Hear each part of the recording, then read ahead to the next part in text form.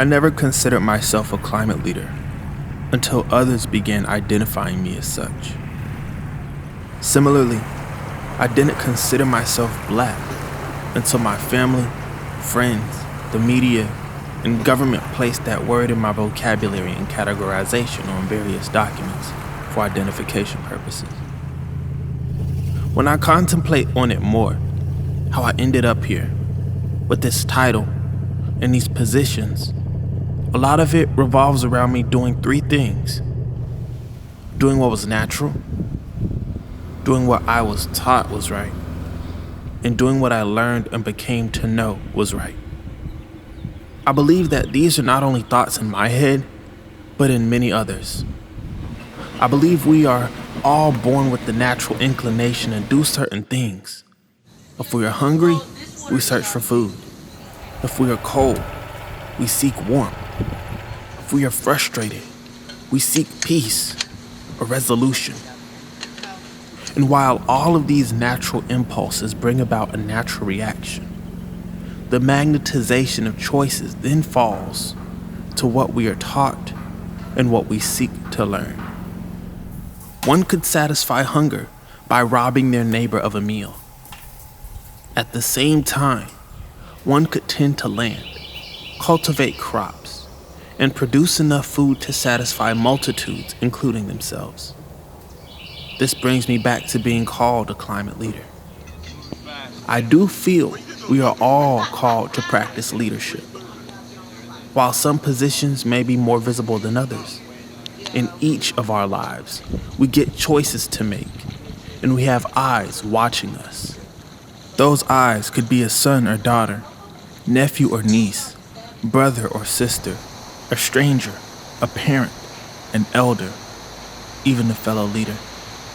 The fact is that we can never truly estimate or anticipate how our splash in the pond will ripple the water. I recognize that even as a climate leader, I compromise. My walk is not perfect. Never has been. At times I question if I deserve these titles, these positions. I wonder if my green is green enough. I ponder if my clean is clean enough. I've come to realize on my own, it never will be.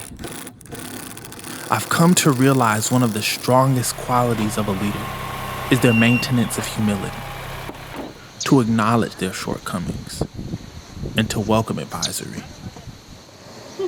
I believe a leader's capability is correlated to their counsel. I also believe the heights they are able to achieve are also correlated to the depths they are willing to lower themselves. I'm also coming to respect and appreciate, while I am not the center of this story, I do still indeed have a pen, paper, and perspective to share upon it. At times I tend to remove myself from the story I'm telling as if to be a fly on the wall, not the one eating at the table. But I've come to remember, even if I'm not at the table, the presence and aroma of food brought me here. I am still here, still experiencing, still witnessing. And even if seen as periphery, my perspective still exists. So over this year, I've come to deepen my appreciation for my voice in the stories I seek to tell. I've gained confidence in sharing my faults as well as successes. I consider the type of leader I would respect, one that admits to a wrong turn and commits to a redirection, and I practice that. Though I won't achieve perfection through my practice, I will become better. And in my mind and spirit, that is the hope, that my actions in life provide a blueprint, not the blueprint, to better our environment, both ecologically and socially. That is the duty, to lead a life that demonstrates compassion, love, truth, and a hunger for justice. That is the call, to live a life that finishes further down the road from where we started, and passing it on to the next ones who will choose and commit to take it further. This is Victor Allen Weeks, and this is my reflection as a 2025 to 2026 cohort member of the Young Climate Leaders of Color. Thank you for this opportunity.